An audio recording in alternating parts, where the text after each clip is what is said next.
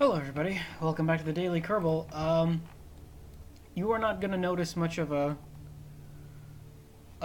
separation in terms of episodes, I don't think, but this has actually been probably the longest time I spent playing the game without recording it for a while, just because I kind of started this series with the desire to document all of it, and then I kind of came to the realization that not every bit of it is worth documenting, and my backlog right now is so huge that, a lot of the missions that I'm performing right now probably don't actually need to be on video because it's a lot of satellite launches and crew transfers and adding things onto space stations and adding things onto surface stations and the like. But I did kind of do a bunch of preparatory missions for a very specific contract that I want to complete, and that is going to Mars.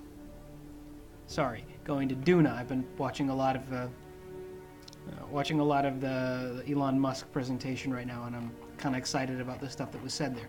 Anyway, just to very quickly update all of you on what it is that I've been doing. The last thing I recorded, I believe, was our mission on the Minimus surface base. Since then, I have picked up some science from the moon. We have our science facility that's constantly working there.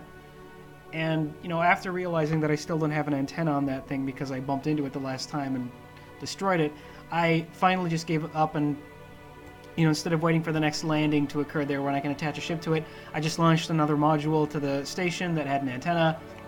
All of that's been solved. We've been transmitting mad science since then. We've got a ton. We've unlocked a bunch of new parts, a bunch of things that, are going to be very instrumental to our performance as we go on.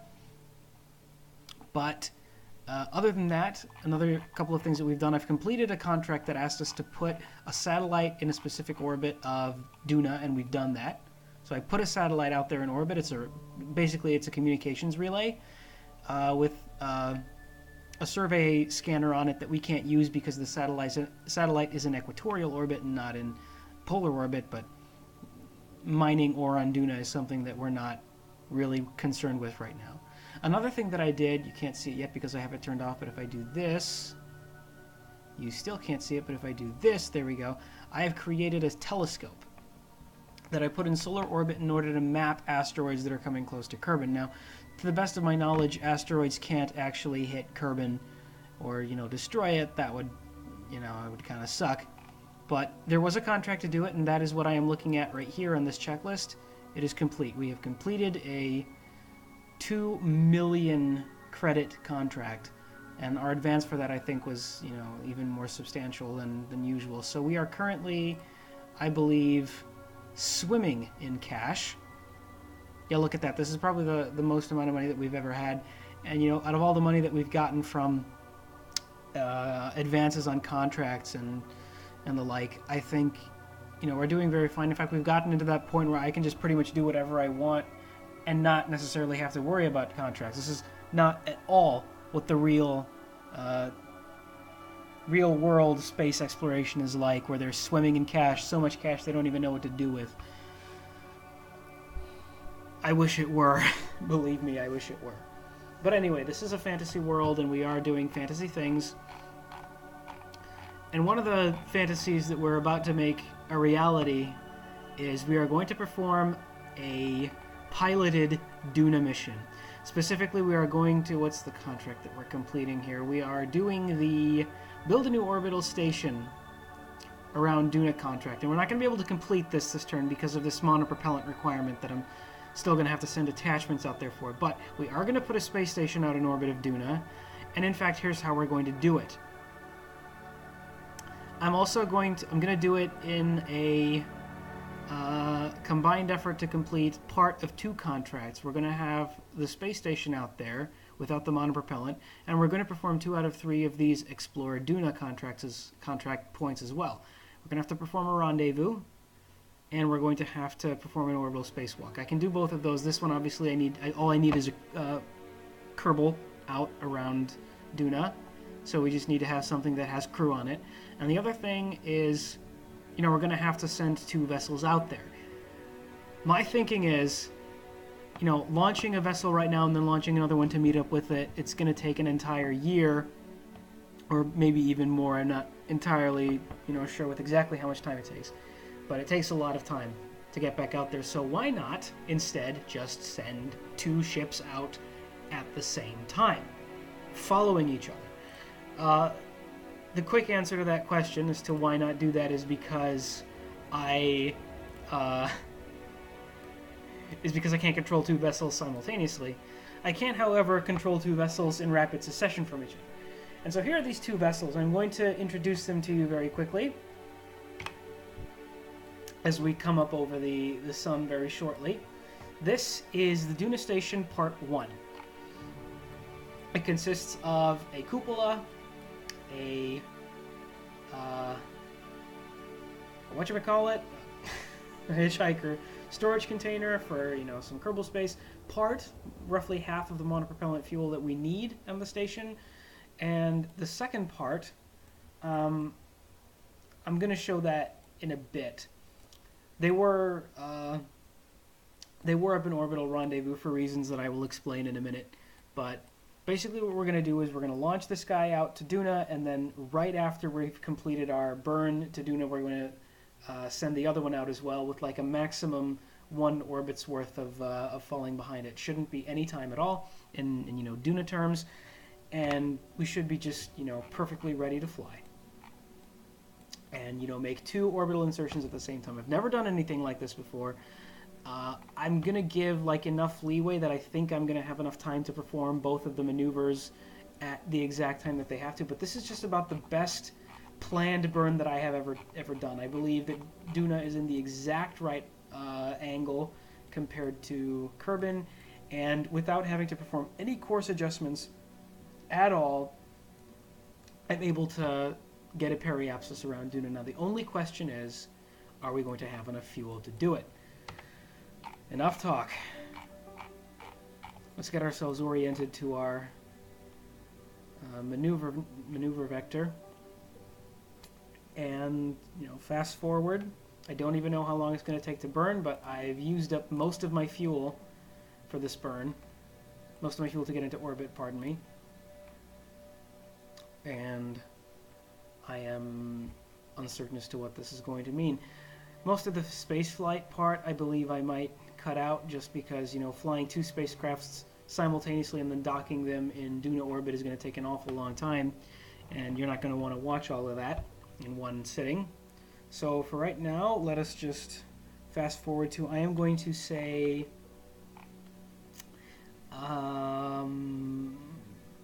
3 minutes? Let's fast forward to 3 minutes before our node. And let's start burning there. I am rocking a Rhino.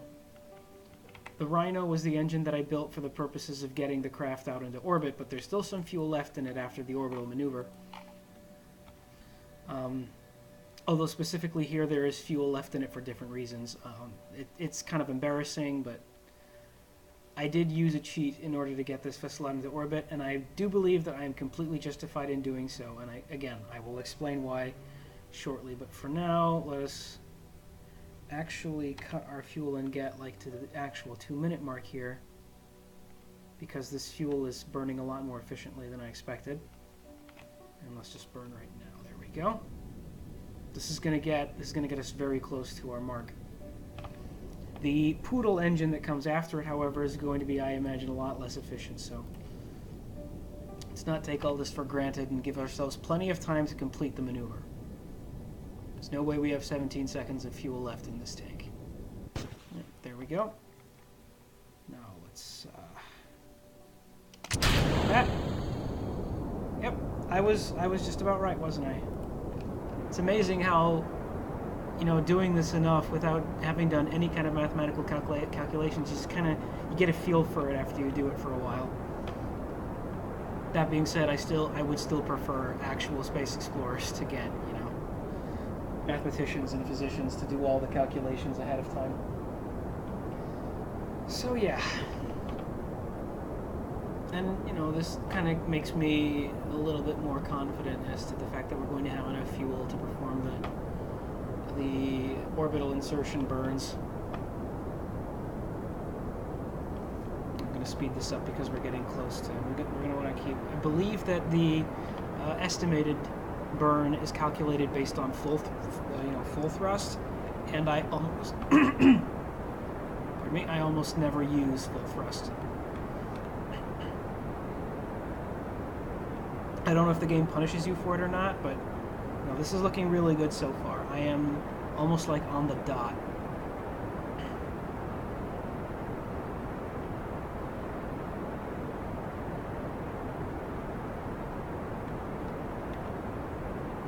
I feel really good about this burn.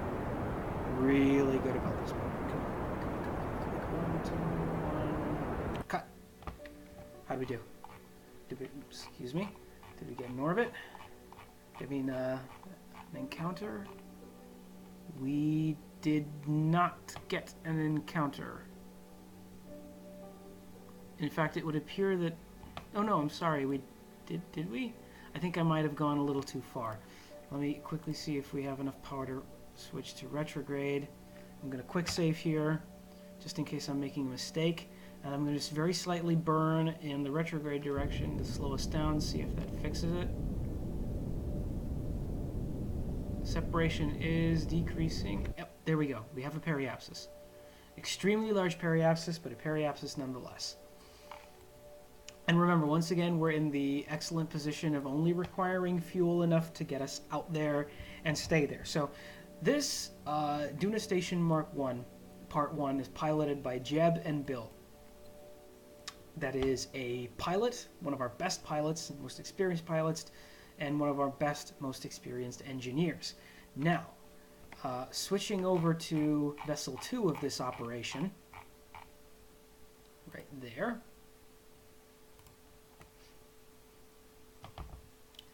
we have Valentina and Herbert, a pilot and a scientist respectively. Valentina being my personal favorite pilot and also one of our most experienced. Herbert also being one of the most experienced scientists that we have, because this part of the station is going to be the docking node to which we attach all future parts to the station, as well as the second viewing cupola and command pod that we need, and a long-range communications antenna. I expect this station to be out of communication with Kerbin frequently, but all that. And also, considering that this might become an issue in the future, I've added junior-sized clampotrons to this science facility as well, because we might want to attach probes to this, or specifically landing rovers for other stuff, and a bunch of science equipment to analyze in here for buckets of science. So in total, this is a 4 Kerbal mission. Just by complete accident, I happened to get 1 manned and 1 woman flight, entirely considering we have an all-female crew here and an all-male crew on the other ship. Anyway, right now we're going to do another course calculation. This is roughly the area where we did the last one, so I'm going to put it there just because it worked out so well. Start the burn. Let's zoom out and see how good that is. Duna is also not set as our target, so let's do that. Set it as our target, and then let's adjust this.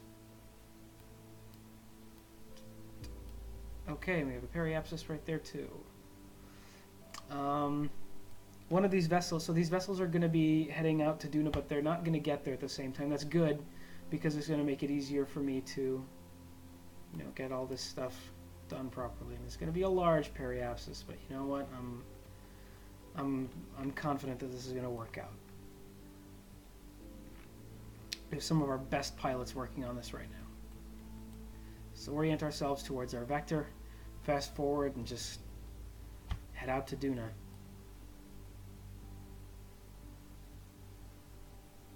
I was actually considering, like there might be other things that I want to send out to Duna as well, like the probe that I want to use to enter Duna's atmosphere, maybe even land it on there, like not just a probe but a rover that we can put down in Duna to scout it, because that's another part of the contract that we need to perform, right, is to send enter Duna's atmosphere specifically. So basically we could send a probe to crash on the surface, and that would be a completed contract. We could have like our Duna version of Cassini.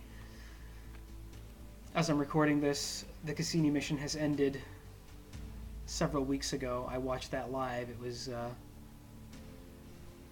it was a pretty emotional event, despite the fact that NASA tried to make it even more emotional with dramatic music and the like. It was genuinely a touching moment. So anyway, we could do that if we wanted, but I'm not the kind of person who, in Kerbal Space Program, I don't like to do that.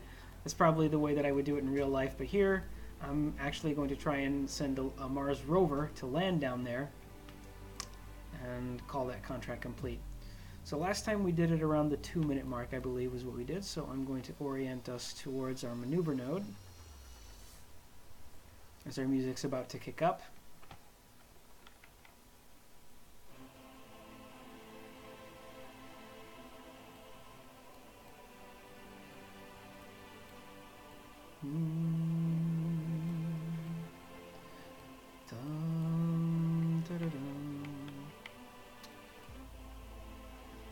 Alright. Okay, now let's burn through what we have left in here. And I suppose this is probably a good time for me to confess a sad truth. So I originally launched Jeb and Bill in their space station part 1 out into orbit of Kerbin with, the plan of doing exactly what I'm doing, launching them both out to Duna at the same time. But I ran into a little bit of a snag. Another one of those problems that was entirely of my own making. Okay, we got lots of time left. It was another problem that was entirely of my own making. I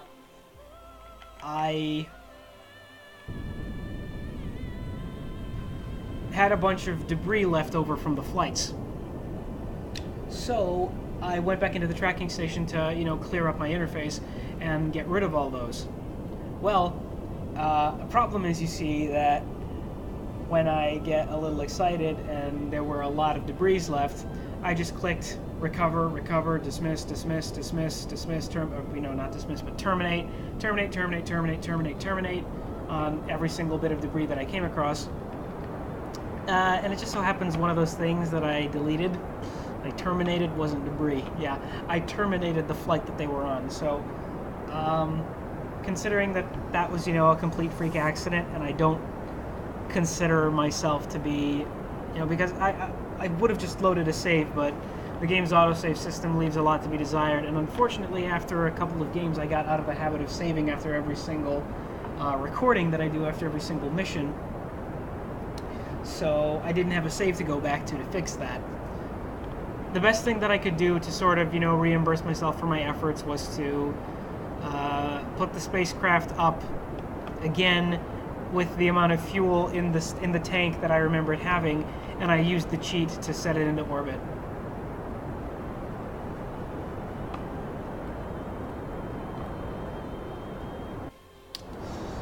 Yeah.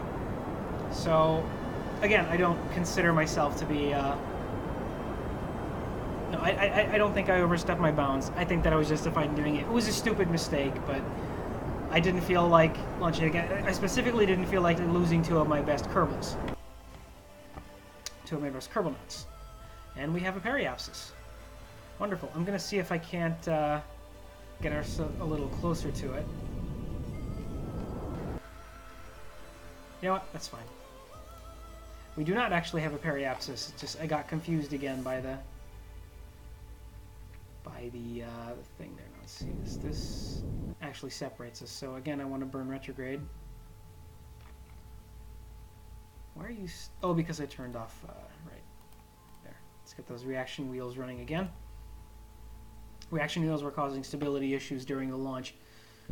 So the space station part 2 is the one that made it up, honestly, to the space station, to orbit of Kerbin.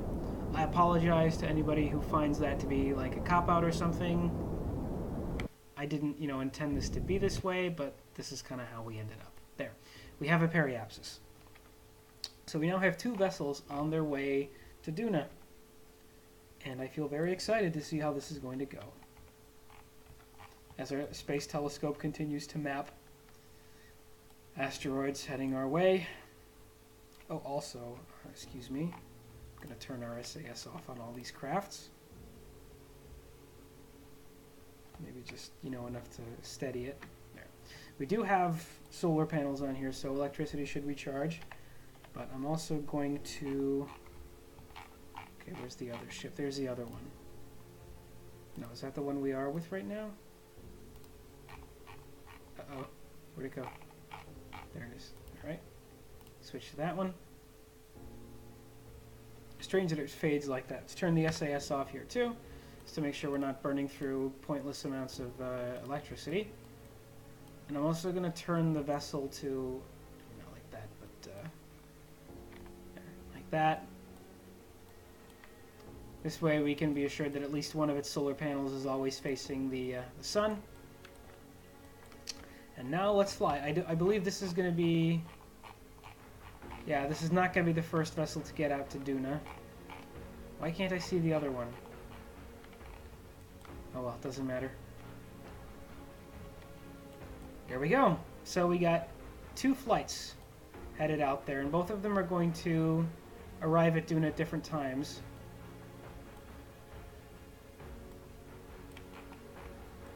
The one we are on right now is going to be the latter one, I believe, so I'm going to switch back to Station Part 2.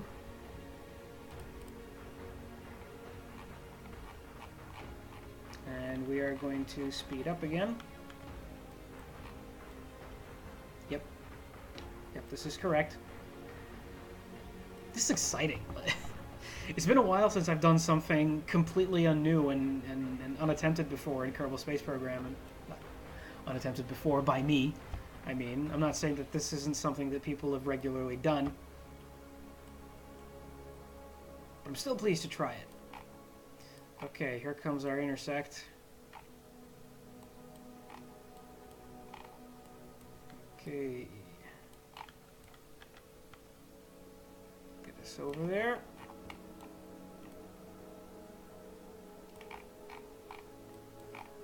Oh boy, this is going to be a problem. But a problem that we can solve later. Now, all we need to do is just make sure that we're in orbit. So, SAS to retrograde. If we're on the stage view, that doesn't really matter. Boy, is this gonna be a doozy. I'm gonna just, put this here to see how long it's gonna take us. That's not what I meant to do.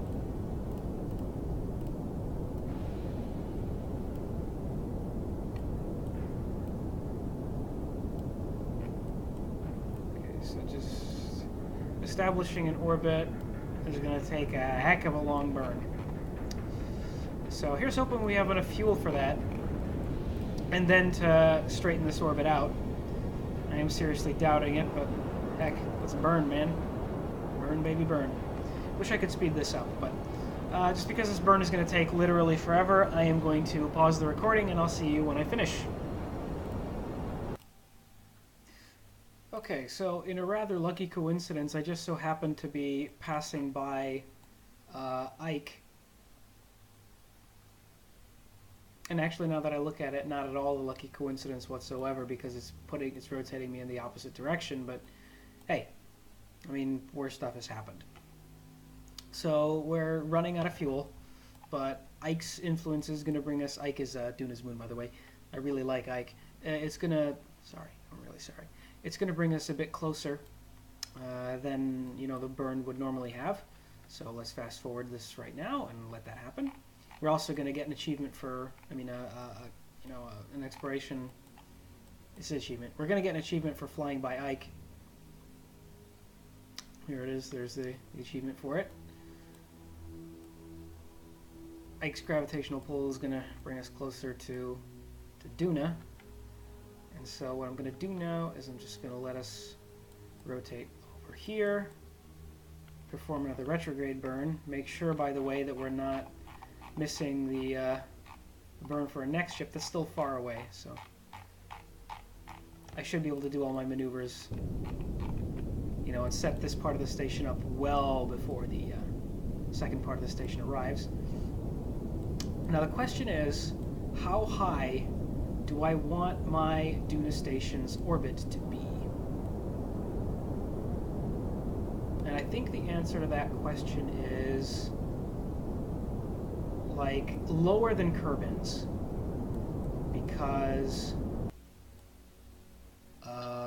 because this is a planet with an atmosphere that's lower. Although, you know, that does kind of also bring up the argument that it's easier to get away from it. So, you know what? I'm gonna make it at exactly the same height as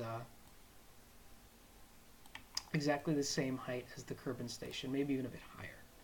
That might be bad logic, but since it's easier to take off from Duna, I think it makes sense to put the station a little higher up. Anyway, I'm gonna set this the Duna probe as our target so that I can use it as a reference to even out my orbit. And this is going to be the most fuel consuming part of the process. But I want to get this part done. Now in this case, considering our pro-vectors that way, we're going to want to burn normal, anti-normal. Let me make sure that I got that right. Yep, that's the direction, all right. All right. Now let's see how easily this maneuver shifts. Not easily at all.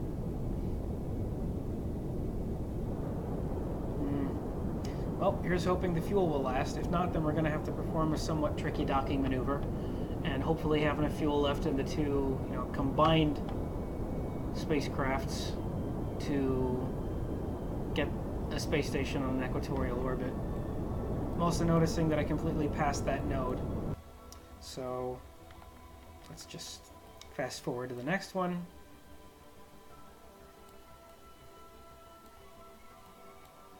There we go. And in this case, we're going to want to burn prograde this way, normal vector.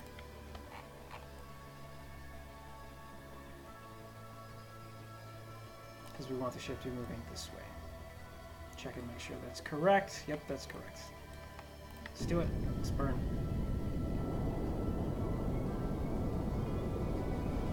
Well, it is shifting. Once again, I'm just going to skip ahead to the result, hopefully with fuel left. It shouldn't take but a minute. Second from your guys' perspective. Okay, so I have just run out of fuel.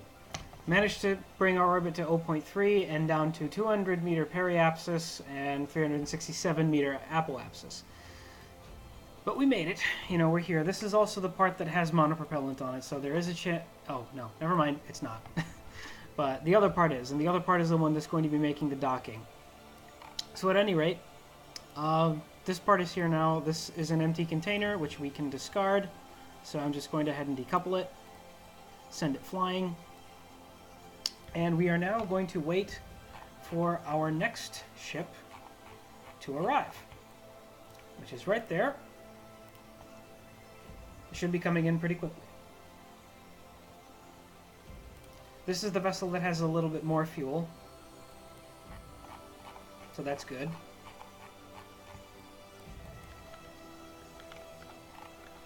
Just bring her in to the point where we meet.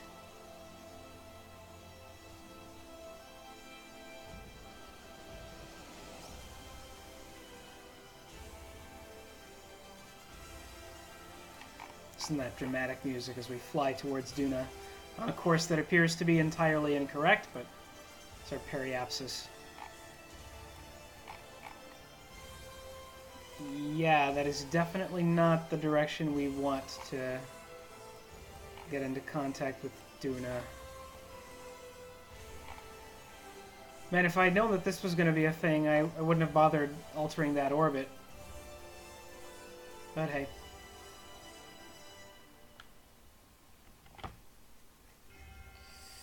Okay, so I guess let's just get to work. SAS to retrograde. And now Jeb and Bill are going to have to perform the docking. Now, on the upside, this I believe this portion of the station is lighter than the other one is, but I mean, we shall soon find that out. Let's start to burn. See how long this one takes. Burned through a lot of fuel the last time to get this orbit set out, and I believe I even fast forwarded it to if. Well, let me get a projection here. See how long this is going to take. not as long as the last one. Out of curiosity, can I also...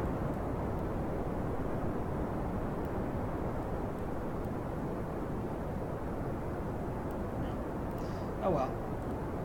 Never mind, we don't need that. Let's just keep burning.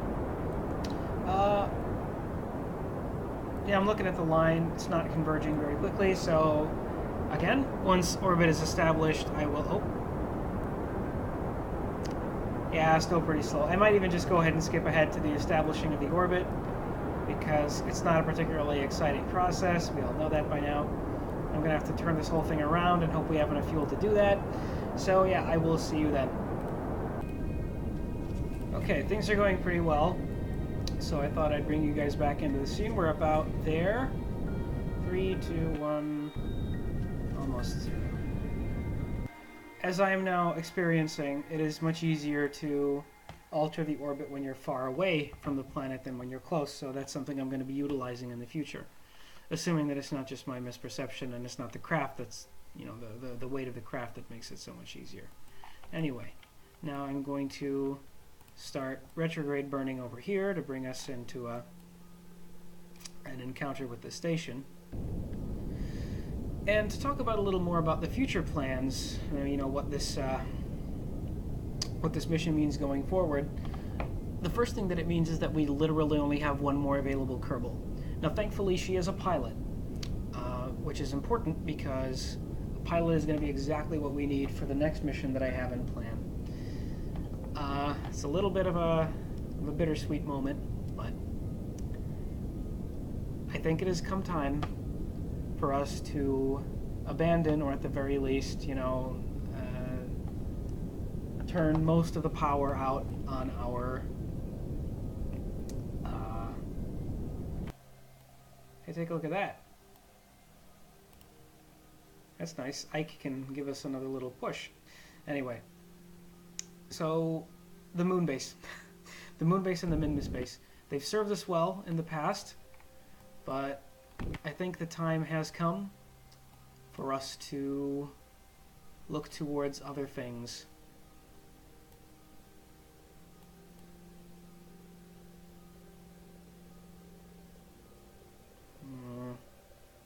I have a problem with this, but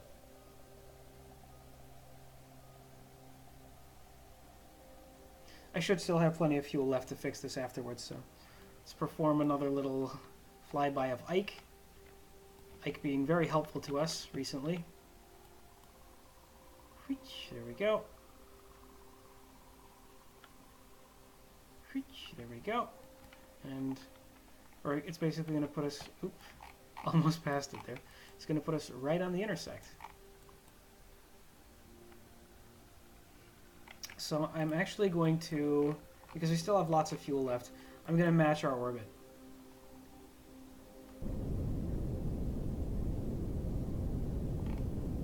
And the reason for this is I want the intersect point to be at periapse. In fact, yeah, this is going to be a bit tricky. Hopefully it won't burn up too much of our fuel. So here's the thing that I want to do, right? I want us to dock at periapse, although I guess it doesn't really matter, does it? Hang on, I gotta think about this. Give me a sec while I pause the recording. Yes, I am on the right course here.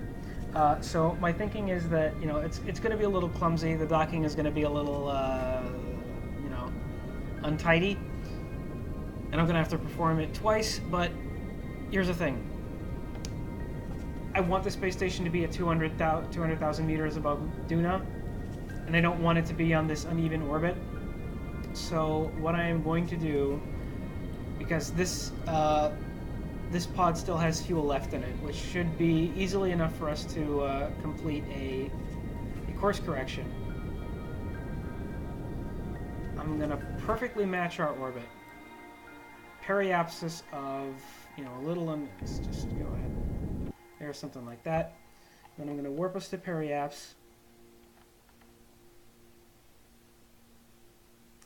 So that our intersect point is going to be down here. That's what I want to do. It's the only reason I'm doing this.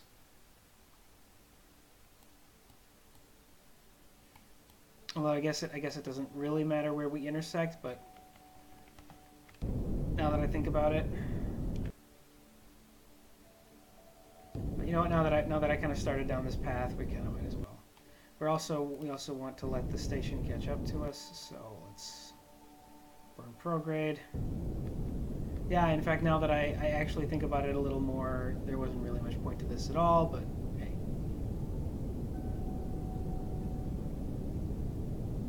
It's fine. We all make mistakes. Now we just kind of rotate around until we get an intersect. I'll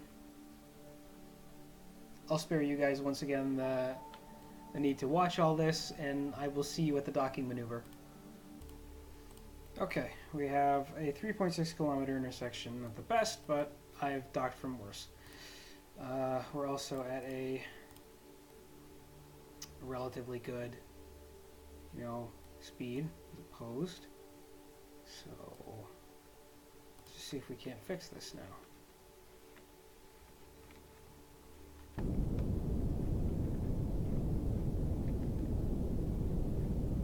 Okay. And then all I'm going to need by the end of this docking is just enough. You know what? This is not going to work. This is not going to work at all. So we are kind of stuck on this course, no matter what I do. Just kind of a bummer, but at least we're going to get the docking correct. We might still be able to do something with this. We'll see in a minute. In fact, I feel like there might be a very tricky way out of this, but if I can pull it off, that'll be awesome. Okay. Now let's see how our heading is. 0.1. That's what I like to see. In fact, let's take a look at Jebediah's view.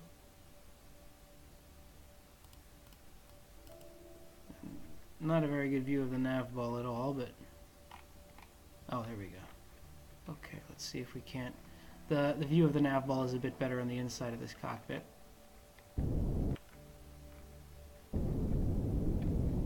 So we can make it a bit more accurate.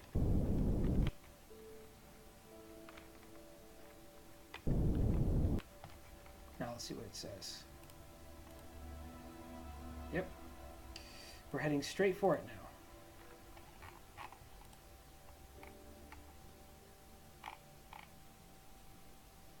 You wanna?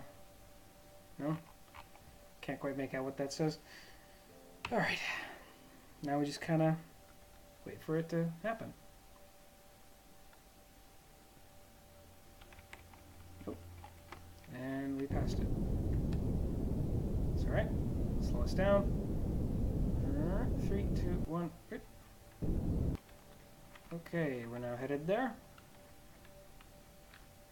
And so now here's what I'm going to try and do. This is going to be very interesting to see if this actually works.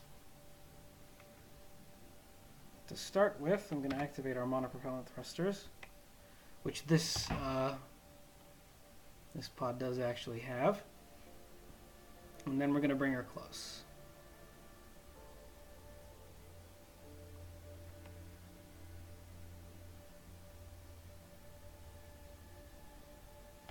Switch over here, rotate us to the correct position, like that.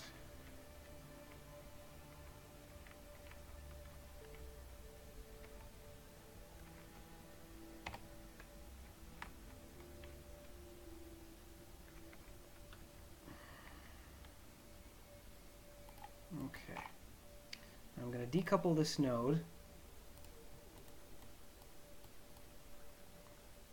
Flip this baby around.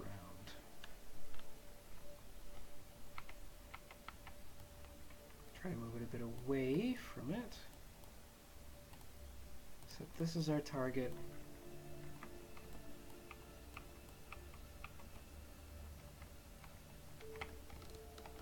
And while I'm at it, I think I'm also going to control from here. Yep.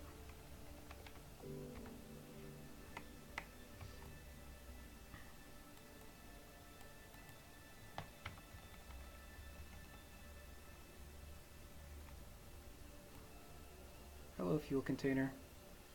Boink. Okay.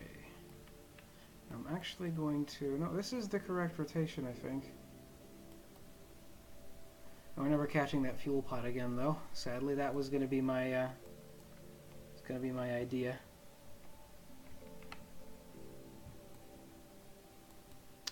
But anyway.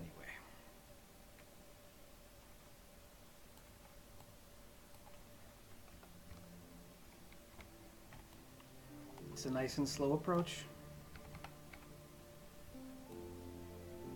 Make sure we're rotated correctly, which I think we are.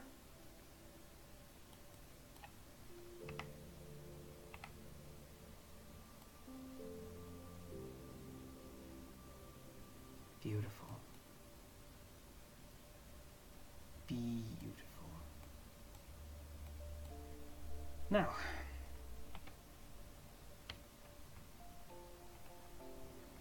I suppose there is something in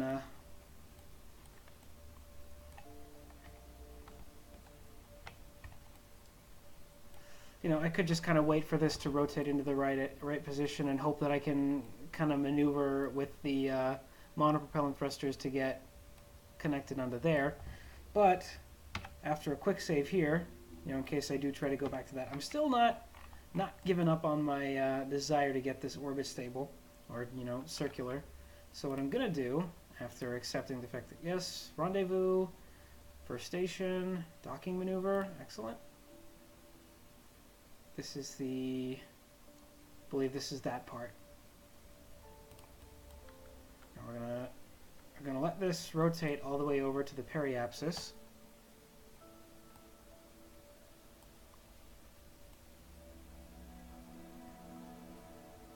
Come on. And let us see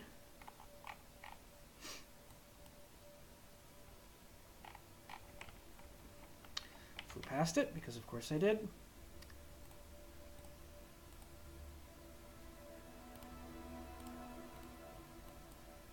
Let us see if the RCS thrusters are powerful enough to slow down this thing.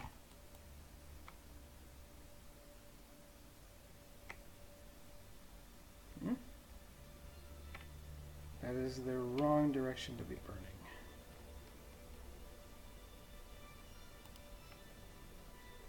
There we go. Well, it's going to take a lot of monopropellant burn, but I'm committed to this. This is also going to set my contract back a little bit, but yeah, there's a bit more left to be done once I finish this. So let me just do this, and I'll be back with you in a minute. Look at that. Look at it. We didn't even use up that much monopropellant. This is beautiful. Absolutely beautiful. All of my space stations are going to have monopropellant tanks on them from now on. Anyway, that basically concludes the construction of our Duna station. Turn the RCS thrusters off, thank goodness. And, I mean, let's deploy its solar panels.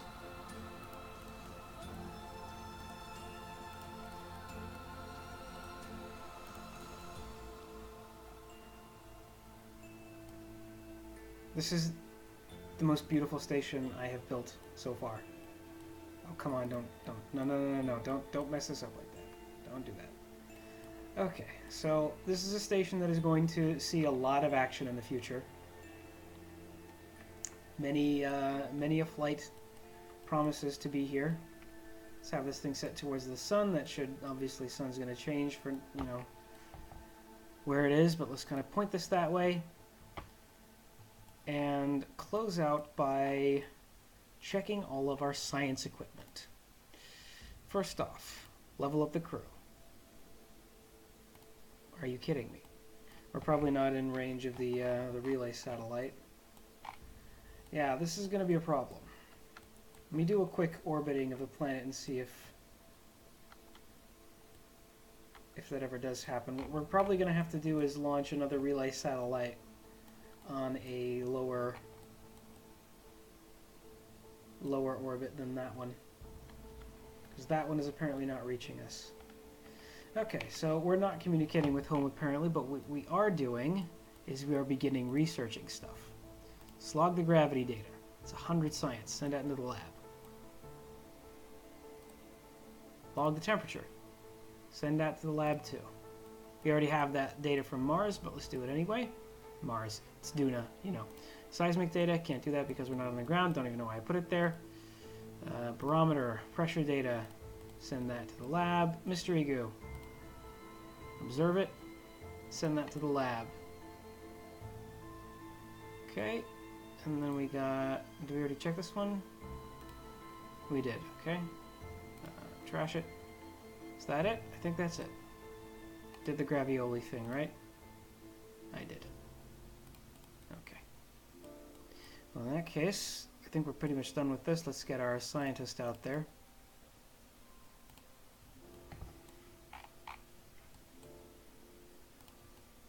Basically just to reset the goo canister.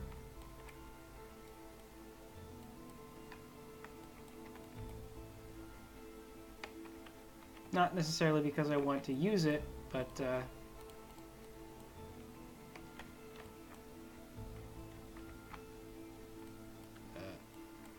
excuse me, I'm messing up the controls right now. It's fine. It's all fine.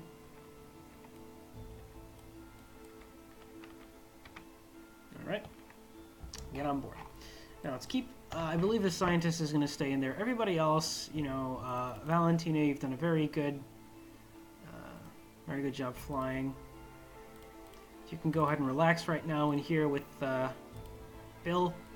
Jeb's going to be piloting, and then Herbert's going to be doing scientific research. Go ahead and start doing that.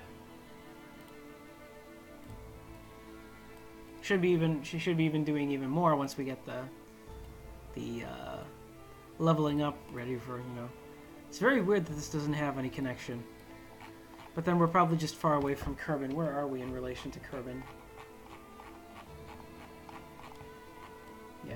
Once we get closer, I think communication should be reestablished. But until then, our Kerbin station, our Duna station is now complete, and it's ready to support future missions throughout the system. You know, moon missions to Ike so that the station can start producing its own fuel. We have a lot of work ahead of us. There's a spacewalk that we needed as well. Yeah, let me just quickly check and make sure that we didn't miss anything else important. We have the 12 Kerbals achievement missing from here. That'll, you know, fix itself once we get spaceships docked out there. And the atmosphere of Duna. That's going to be our next thing that we do. We're going to send another probe out here carrying a bunch of stuff. We're going to have, I think, a fuel refinery, maybe some fuel canisters sent out there, as well as a rover that we're going to land on the surface to scout out the location for future bases. But for now, you know, thank you for watching. I'm going to close out this episode by officially dubbing this Rockomax Duna Station.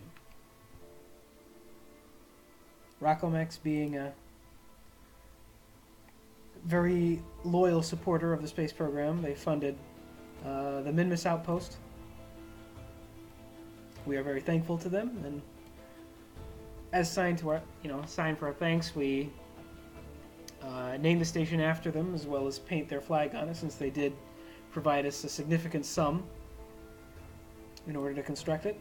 I can't wait for all the action this station is going to see. I'll see you next time. Bye-bye.